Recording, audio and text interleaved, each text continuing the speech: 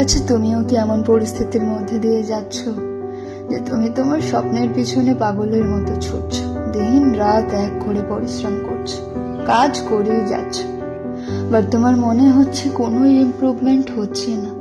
আদৌ আমি সঠিকভাবে চেষ্টাটা করছি তো? আসলেই আমি আমার 100% দিয়ে প্রপারলি কাজটা করছি তো?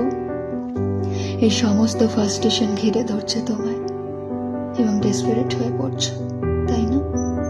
কেমন যেন সারাক্ষণ একটা না ভালো লাগা কাজ করছে।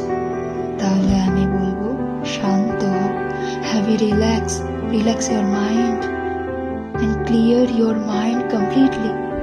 এবং এগুলোকে কিভাবে নিজের উপর অ্যাপ্লাই করবে? তোমার সবচেয়ে পছন্দের কাজটা করতে পারো, সেটা যে কোনো কিছু হতে পারে। সেখানে থাকবে শুধু তুমি এবং তোমার সাথে থাকা একান্তই ভালো লাগা। ইয়েস, নিজের সাথে অসম্ভব সুন্দর কোয়ালিটি টাইম স্পেন্ড করা।